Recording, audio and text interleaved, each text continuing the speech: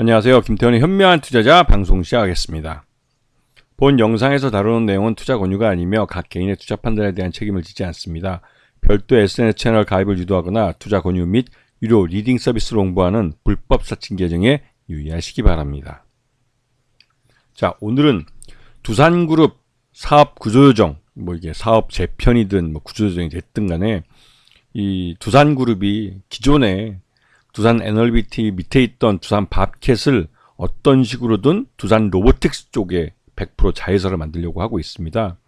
그렇게 해서 이제 두산 에너비티와 두산 퓨어셀 이쪽에서 클린 에너지 사업으로 해서 이쪽 에너지 사업부, 그 다음에 두산 로보틱스와 두산 밥캣을 스마트 머신 사업부, 그 다음에 두산 테스타는 반도체와 첨단 소재 쪽 사업으로 이렇게 재편을 하겠다고 하는 것이죠.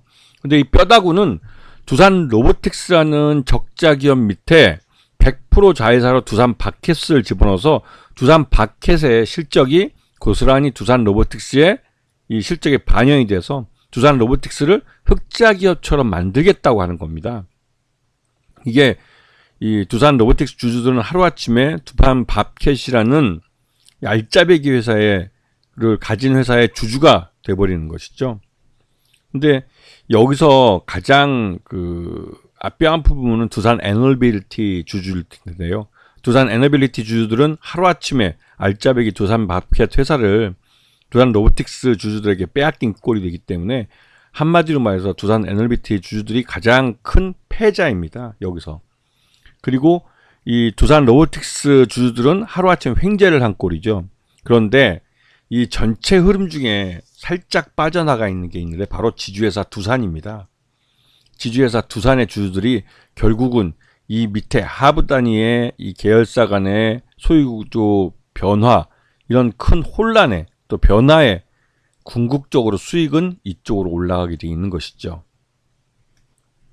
지금 문제가 되는 건 두산 로보틱스가 말 그대로 이제 이 교환비 이거는 옛날 겁니다. 예전 걸 얘기하는 거기 때문에 지금은 이건 신경 쓰지 마시고, 이 두산 로보틱스의 시가총액이 5조짜리고 두산 밥캣이 그때 당시에 지난 7월이죠.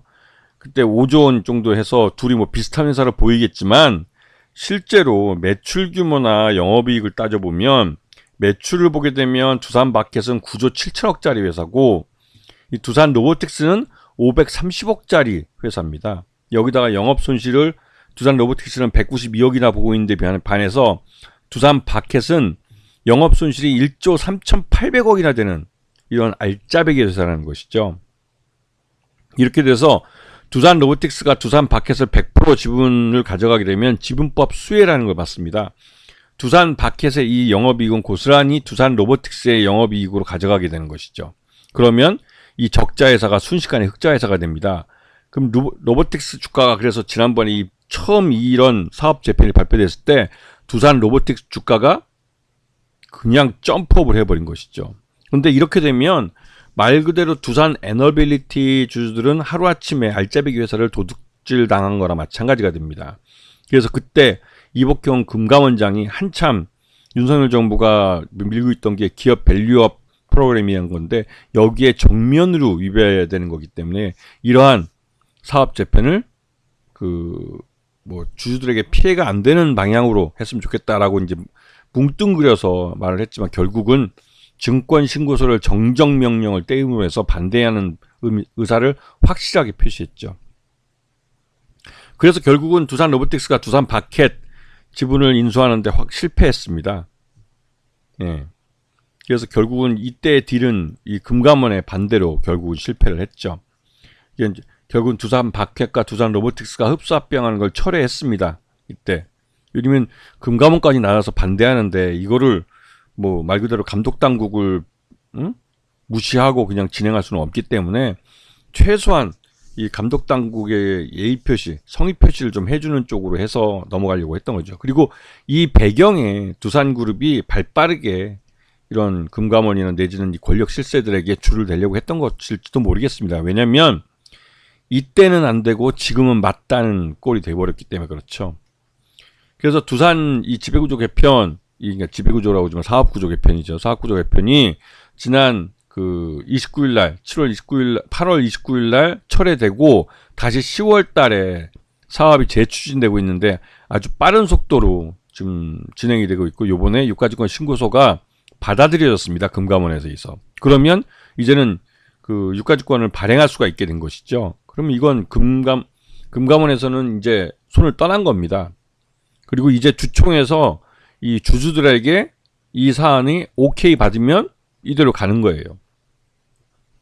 이게 기존안이라는 게 지난 7월 달에 나온 건데, 그때는 이 그 두산 NLBT에서 떨어져 나와서 만들어진 새로운 투자 기업 이쪽에서 그다음에 로보틱스 주식을 3.2주로 이제 바뀌어지게 돼서 마이너스 27만 원 손해 보는 걸로 나왔지만, 요번에는 그 분할 비율을 이런 기존 이게 그 두산 밖에 지분을 갖고 있는 투자회사, 그러니까 두산 에너빌티에서 떨어져 나온 그 투자회사의 그 11.5주가 4.3주로 해서 이 기존 로보틱스 주주, 그러니까 이 에너빌리티에서 신설되는 그 투자회사 그 주들에게 12만 원의 그 플러스 이제 프리미엄이 경영권 프리미엄 뭐 그런 것들 포함해서 하여튼 12만 원의 플러스가 될 수 있도록 이 방향을 이제 이 합병 비율을 조절해 준 것이죠.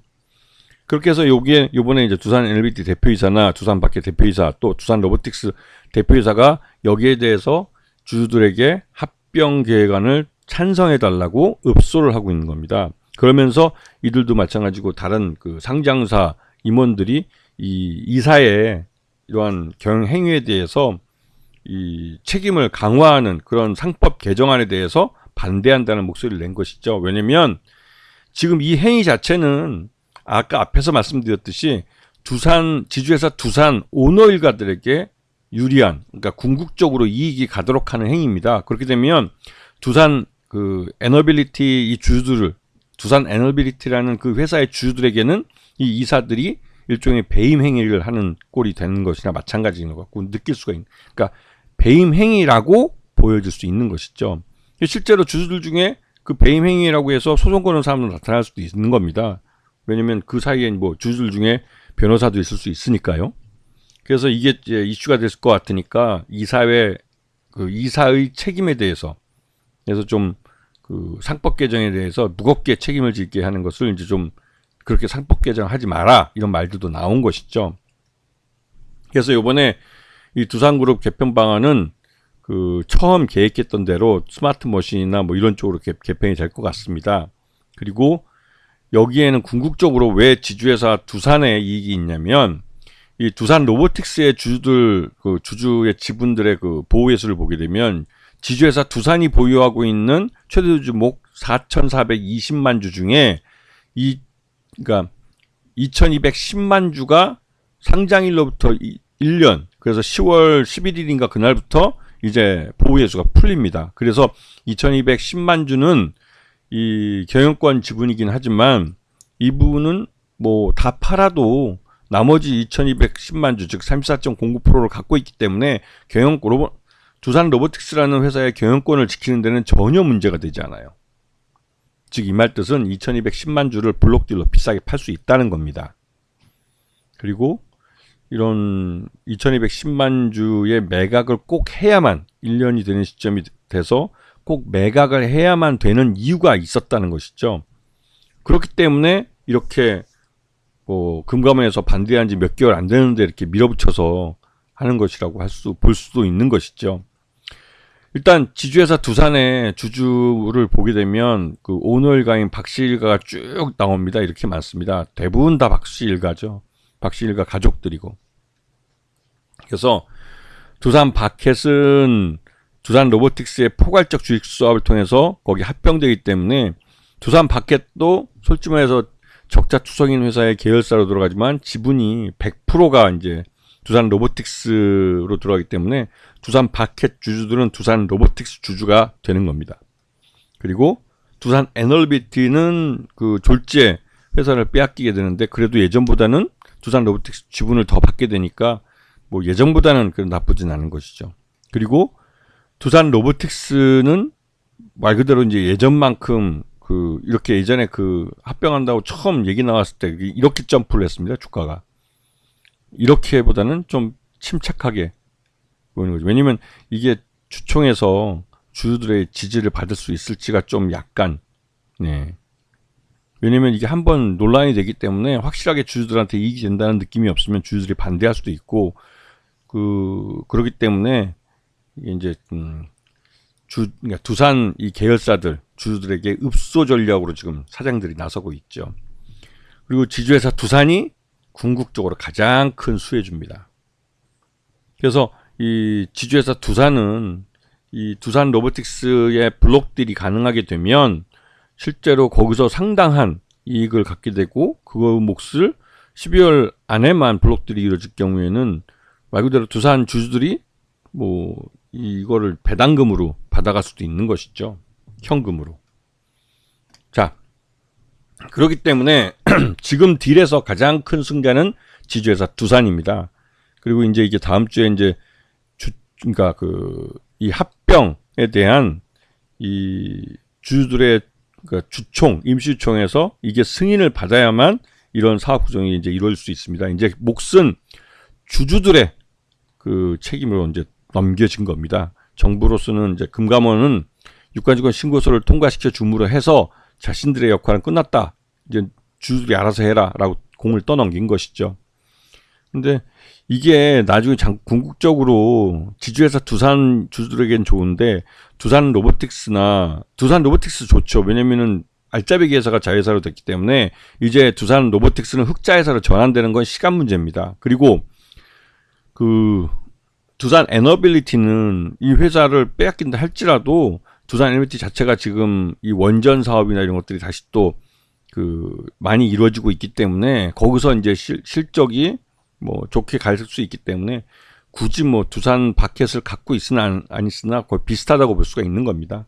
그렇기 때문에 요번 딜에서 가장 큰 승자는 두산이기도 하고, 그래서 이러한 딜을 근데 왜 하느냐, 이게 궁극적으로 지주회사 두산 오너일가의 이익을 위해서 한다고 생각되기 때문에 결정적으로 기업 밸류업하고는 전혀 맞지 않는 것이죠. 결국은 다른 계열사 주주들이 희생하고 이익을 희생해서 오너일가들에게 이익을 갖다 준 꼴이나 마찬가지이기 때문에 그렇습니다. 아시겠죠? 자, 오늘 방송 여기서 마치겠습니다. 감사합니다.